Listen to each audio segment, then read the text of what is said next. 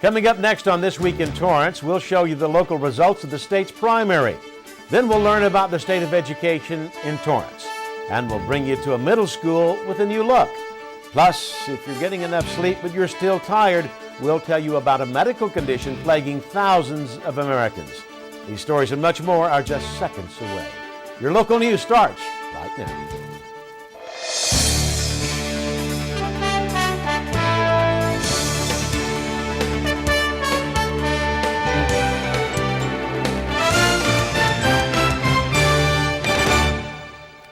Hello, everyone, and welcome to This Week in Torrance. I'm Ben McCain. Here are your top stories.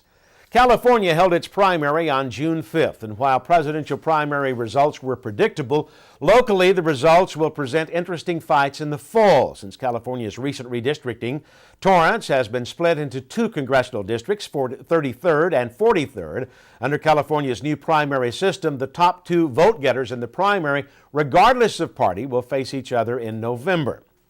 As expected, longtime South Bay Representative Maxine Waters easily won a primary race against fellow Democrat Bob Flores in the new 43rd Congressional District. In the 33rd District, Democrat Henry Waxman beat Independent Bill Bloomfeld. In Torrance's three state assembly districts, Steve Bradford beat Mervyn Evans in the 62nd, and Craig Huey beat fellow Republican Nathan Mintz for a runoff spot against Democrat Al Murarsuchi in District 66. In District 64, Isidore Hall was the only candidate on the ballot. Voters also decided on two propositions during the primary. California state legislators will have their time in office shortened to 12 years thanks to the passing of Prop 28.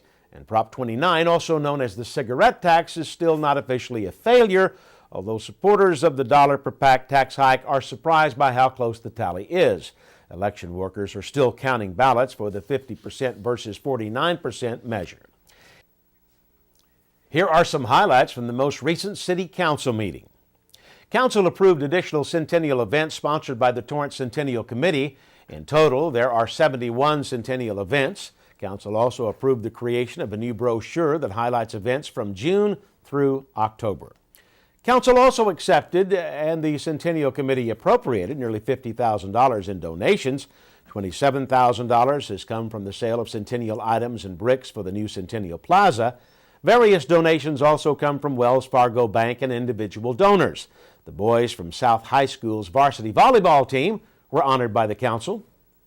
They are CIF Southern Section 3 champions. This is the first time the team has brought home this championship. And the council approved the action plan of the city's 2008 strategic plan. More than $28 million funded by grants is allocated for improving street sweeping, improvements in city permit processing, and ongoing economic development. The committee also is focused on making the plan more visually engaging with the hope that residents will review the document to learn more about the direction of the city. LA County is determined to help residents live green, and Torrance has become integral to serving that goal. Reporter Charlena Brown takes us to the launch of a new green initiative. California recently launched their green initiative at the Torrance Farmers Market. Their goal is to provide resources to all Californians in order to reduce their environmental impact and take action to stop climate change. One thing they encourage people to do is to shop locally. We're surrounded by phenomenal small farmers, local businesses that have all come out here to showcase their wares, really kind of get out in the community. So we advocate coming to farmers markets and shopping locally to support the local economy. Using reusable shopping bags and reusable water bottles and even driving a hybrid car are other ways to be a cool Californian. The Iogi family believes some of these things make them cool Californians. We recycle and we try to use the recyclable bags whenever we go grocery shopping and when we come to farmers market like this, and we try to support the farmers. To move towards a greener lifestyle, people can also try to abstain from over-purchasing and use up what they buy before heading to the store. They can also try doing this. Buy a lot of fresh vegetables without a lot of packaging, and basically use up what we buy and compost the little bits on the side. Cool Californians hope to inspire locals to live a greener lifestyle by making small contributions in their everyday lives. For This Week in Torrance, I'm Charlena Brown. Thank you, Charlena. For more information on the initiative, visit coolcalifornia.org. Well, the Torrance Area Chamber of Commerce held a ribbon-cutting ceremony for a new Torrance business. Reporter Maudette Lewis takes us there. CoWorking Plus offers startup companies, small business owners, and at-home businesses office space rentals for as short as 1 day to as long as a year. At their new Torrance location, there are 24 office spaces and 1 large conference room. The company hopes to create synergies among new businesses that use their facilities. President Ron Hodis says the success of a business venture with a startup company gave him the concept for CoWorking Plus. We recently had a situation occur where a startup company needed some financial aid to get started. One of my brokers found them $1.2 million, and that company went from 0 to $9 million in sales in a matter of 9 months. Hodis was presented with certificates of recognition from Councilman Tom Brewer, the Chamber, and from the Office of State Senator Ted Lieu. Tom Brewer says CoWorking Plus will be a great benefit for the City of Torrance. It's kind of nice because we're looking for that kind of synergy in the City of Torrance where we're encouraging new businesses to come here, and this is a way for them to come and start out, see how it works without investing a lot of capital. So we welcome CoWorking Plus to the City of Torrance. Chamber member Aaron Alcides says CoWorking Plus also provides great networking opportunities for business members. We serve a lot of small businesses that could take advantage of possibly renting an office and renting a conference room. And these are just resources or ways to enhance our membership to our members. For This Week in Torrance, I'm Maudette Lewis. Thank you, Maudette. CoWorking Plus is located in the Business Team Building on 190th Street. To learn more, visit coworkingplus.com. Teens looking for a summer job just got some help thanks to a new program in Torrance. Well, I'm very happy with this program, and I encourage all employers to get involved. It's exciting. The program everyone is excited about is Hire a Youth, which kicked off at the Attic Teen Center. The city has joined forces with Pacific Gateway Workforce Agency to help connect qualified youth to employers for summer internships or jobs. Torrance is a great place for the program to grow since there are so many potential employers here in the city. And these employers are ready to teach job skills and life skills. They really want to. Now, you do have some that don't understand, but you hold their hand and you bring them around and you say, you know what, this is the real thing. This is the real deal. This is life. If you're an employer who would like to participate in the Hire a Youth program, contact Jennifer Angeles at the Pacific Gateway Workforce Investment Network at 562-570-4705. And these Special Olympians were recently joined by Torrance law enforcement officers for the Special Olympics Annual Torch Run. The Torrance Run is part of 125 separate runs in 46 nations. Officers receive donations for their participation and are sponsored by civic groups, local businesses, and friends. Last year, 85,000 law enforcement officers raised more than $42 million for community-based sports programs for the Special Olympics.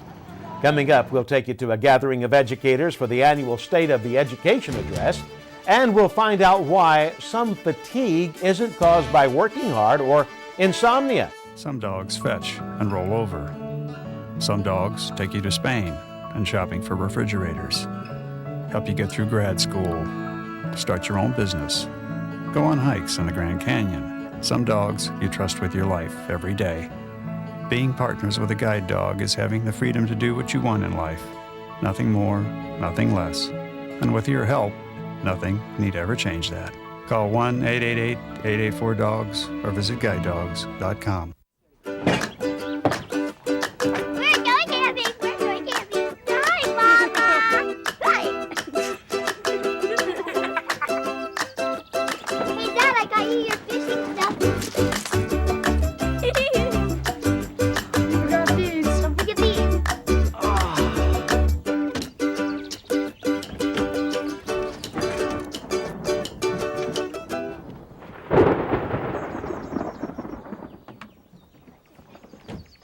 Hey guys! Yeah? Hey look, the weather's changed. Looks like it's gonna be raining the whole weekend. Oh!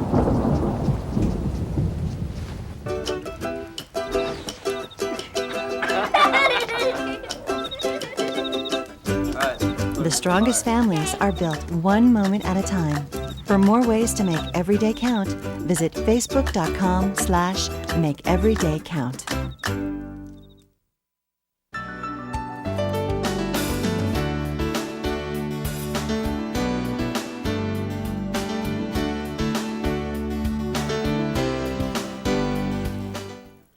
Last week, Mayor Frank Scotto addressed the state of the city. Now educators are addressing the state of education in Torrance. Reporter Maudette Lewis takes us to the recent event. Representatives from the Torrance Unified School District, chamber members, and city officials are here at the Doubletree Hotel to discuss the status of education as well as to celebrate the graduating high school students who participated in the mentor program. The State of Education Luncheon is all about Torrance schools. Not only did officials share information on budgets and test scores, but they also celebrated important milestones like the 30th anniversary of the Adopt a School partnership. 3 schools and businesses were honored with a Partnership of the Year award. There was also a special presentation for ExxonMobil, commending them on their efforts to promote careers in science, technology, engineering, and mathematics. Exxon has partnered with the City of Torrance and TUSD to create the Youth Development Program, which provides a summer job to high school students. Board President Terry Reagans and Superintendent George Mannon delivered the keynote address. Reagan says the current state of education funding means continuing to find dollars in an uncertain economy. There are we expect that there will be 2 initiatives on the ballot in November, one from the governor and one from another nonprofit group that are directed towards trying to bring consistent funding source into our schools.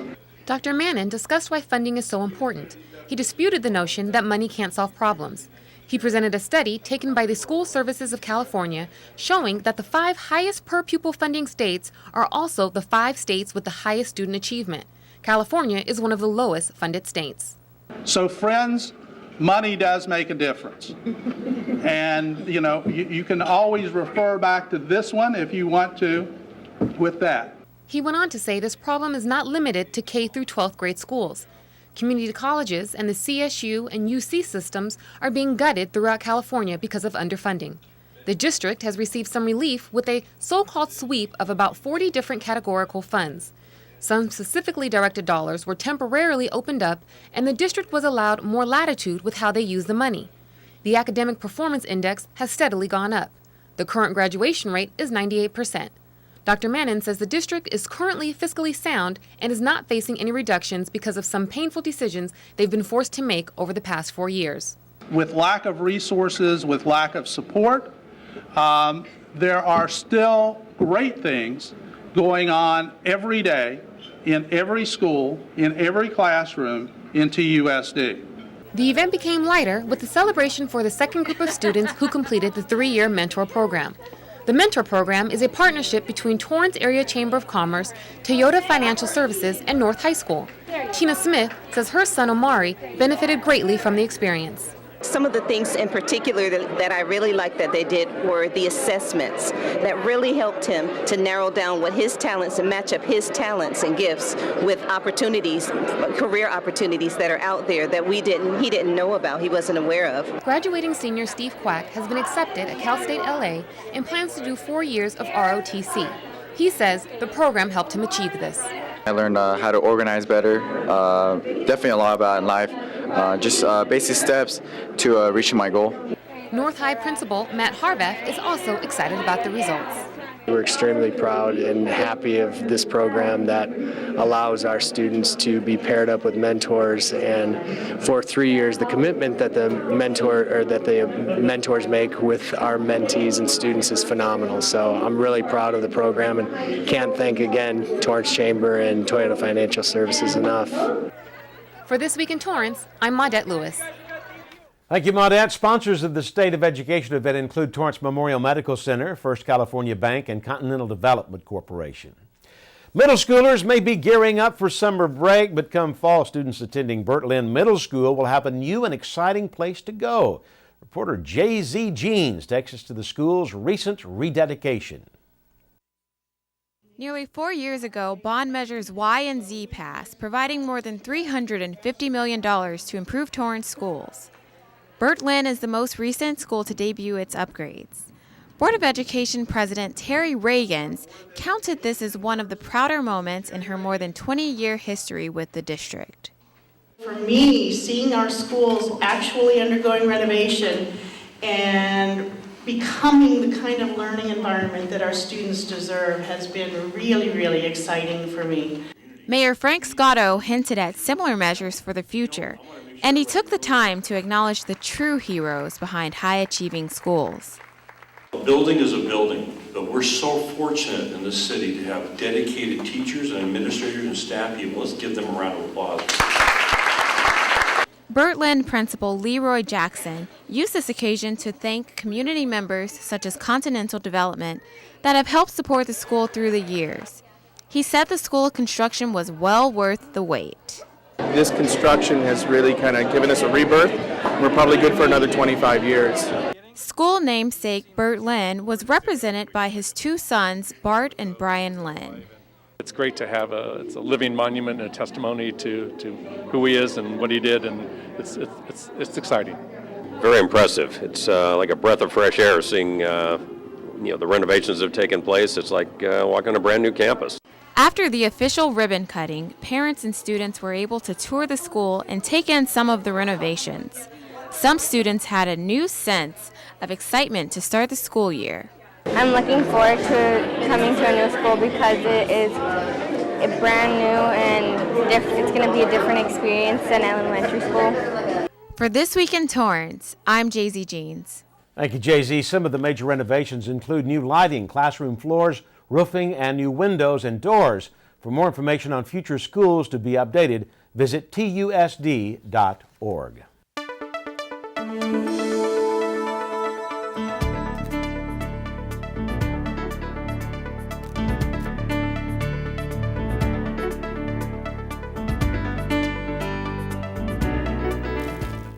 With our busy lives, it's easy to feel tired or burned out, but sometimes that fatigue goes beyond just everyday stress.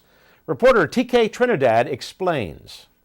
When he was in school, doctors told Kent Holtorf he was just depressed. That's why he was so tired. But Holtorf knew it was something else. Eventually, he discovered he had chronic fatigue syndrome, or CFS. It's a complicated subject, it is, and it's hard to kind of, okay, boom, because it's not simple. Doctors don't know exactly what causes CFS. It may be a combination of factors such as viral infections, immune system problems, and hormonal imbalances. Fibromyalgia, or FM, and CFS are two separate disorders that share overlapping symptoms and often coexist. Now a doctor himself, Dr. Holtorf explains the difference between the two. They're really the same illness, just diagnosed differently. One's based on, basically tender points, the other one's based on symptoms. Although if you have one, 70% chance you'll have the other one, but again, they're really the same illness. Both CFS and Dr. Holtorf have been criticized for years. Many doctors don't believe CFS even exists, and some think Dr. Holtorf's diagnoses are extreme. Typically with doctors, if they can't treat it very well, it doesn't exist. So as if it's your fault, not theirs, it's a made-up illness. Well, again, we can pick it out 80% of the time on lab tests. It's a real illness. But how can people tell if they're just tired from regular stress or if they have CFS? Here are two indicators to help you tell the difference. If you have, again, unrefreshing sleep, if you're never refreshed, never feel good, that's one key. Hey, there's something else going on. Also, if exercise makes you feel worse, you've got chronic fatigue syndrome. The basal metabolic rate test, or BMR, the thyroid flex test, and the urine iodine test are all tests used by the medical center to determine if you have CFS. Some doctors treat CFS with antidepressants and muscle relaxants. And antidepressants can help, but about 70 to 75% of people don't tolerate them or they don't work. So they work about 25% of the time. Placebo works 20% of the time. Although there is no cure, the center has a high success rate. 90% of Holtorf's patients claim to feel better by their fourth visit. This is achieved through a multi-system approach, by stabilizing the patient with medication, then possibly using mitochondria enhancement, which means supplying the cells with energy and balancing hormones. As for Dr. Holtorf, he was able to help himself by diagnosing his CFS symptoms and now helps others.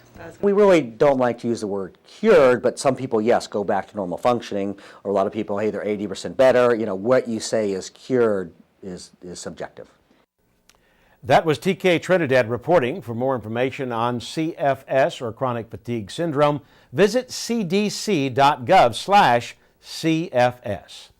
Summertime means summer foods, which for many of us includes burgers, but the traditional meal isn't always the healthiest option. Reporter TK Trinidad tells us how we can still eat healthy while enjoying a summertime favorite. A new study from the Center of Disease Control says that 42% of Americans may end up obese by 2030, adding billions of dollars to the healthcare costs. Some may feel fast food can be the culprit. However, for Wayne Stallings and his son, having a good old-fashioned burger is a good thing despite the possible consequences. Just a good, greasy, sloppy burger, and that's what we like. Fast food joints like Why Not Burgers in Torrance offers some healthy burger options that won't be so bad on the waistline. Over the last 10 years or so, I think the entire country has kind of gotten into a more healthy mode. So people are looking for options other than your normal fast food that they can go out and still get a burger or get a sandwich without worrying about the fat being deep fried. Basic hamburger itself is healthy. You're getting protein, you're getting iron from the beef, but it's all the things that people add or double and triple in size, like the supersize me, that's contributing to the obesity rates. Yankee also says a fry is a fry. They're both made from the basic ingredient, which is a healthy potato or a healthy sweet potato. So when you take that healthy vegetable and put it in the deep fat fryer, you're getting the same amount of fat and calories. And the best drink option to go with that burger is? If you're going to a fast food restaurant, I would steer clear of the regular sodas because they're loaded with calories and it's just liquid calories. So you'd be better off doing a diet drink, a diet lemonade, a diet soda is fine. And definitely water is your best choice. Yankee and the CDC suggest you limit dining out to an average of 3 times a week and fast food to less than once a week. For Stallings and his son, the weekly burger tradition is everything. We come on a weekly basis almost for the past month and a half before his tutoring. For This Week in Torrance, I'm TK Trinidad. Thank you, TK. For more information on fast food consumption and its impact on your body, visit usda.gov. Coming up, if you finished your spring cleaning and are looking to trash some unwanted items, we'll tell you where you can do just that.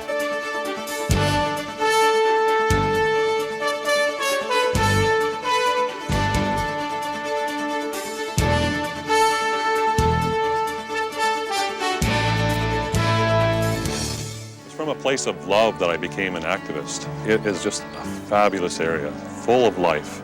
It's one of the few areas of temperate whole-growth forest left on the planet. In the early 90s, it looked like all of the intact forest would be clear-cut logged, and it was very devastating to think of that possibility. So it was quite a pivotal time right then to take action when we did. 1/3 of the massive Great Bear Rainforest will now be protected from all logging. We're talking about an area the size of Switzerland. Having the Great Bear Rainforest protected now really means a lot to our community. I would say we're part of the environment just like the animals are. The greatest thing that I enjoy is seeing a total stranger respect this area.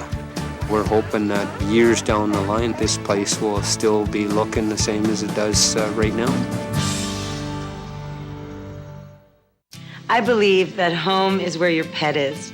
And that loving an animal means never giving up on them, never letting them go. I believe that when you spay or neuter your pets, you help decrease the number of homeless animals. Because every dog and cat deserves a place to call home. I believe that I found my best friend at a shelter. And you can too. We believe that together with Best Friends Animal Society, we can bring about a time when there are no more homeless pets. Visit ambassadors.bestfriends.org. If you have old TVs, stereo equipment, or old paint, motor oil, or pesticides taking up space in your attic or garage, recycle them at the Household Hazardous and E-Waste Roundup. The program is free to all residents and is the right way to dispose of those potentially hazardous materials. Volunteers will be accepting items on Saturday, June 16th from 9 a.m. to 3 p.m. at American Honda. For more information, contact 888-CLEAN-LA. And finally, kids often dream about being firefighters when they grow up. Kids and grown-ups alike recently had the chance to see what these first responders do up close. Reporter J.Z. Jeans takes us to Torrance Fire's annual open house. There's only one time during the year when the Torrance Fire Department has all of its trucks, equipment, and firefighters in one place without a major emergency. This is our annual open house. It's to show the public our equipment, our capabilities, answer any questions they may have. Children come out, take a look at all our equipment, and then everyone has a pretty good time. Torrance residents came out to get a rare peek inside city fire stations to see some of the life-saving equipment up close. Firefighters showed children what their jobs are like every day. And for some of the kids, this day was a dream come true. We don't live far away and we come by every day, right? And he's always looking to see if the garage doors are open. This event was a great opportunity to inspire future firefighters. In addition to showcasing the fire station, firefighters also used this day to educate residents about ways to stay safe. For This Week in Torrance, I'm Jay-Z Jeans. For more information on the Torrance Fire Department, visit the city's website at torranceca.gov. And that's going to do it for us on This Week in Torrance. I'm Ben McCain. If you've missed any portion of our show, you can catch us again at 11 a.m. and 6 p.m. Thanks for joining us, and we'll see you next time.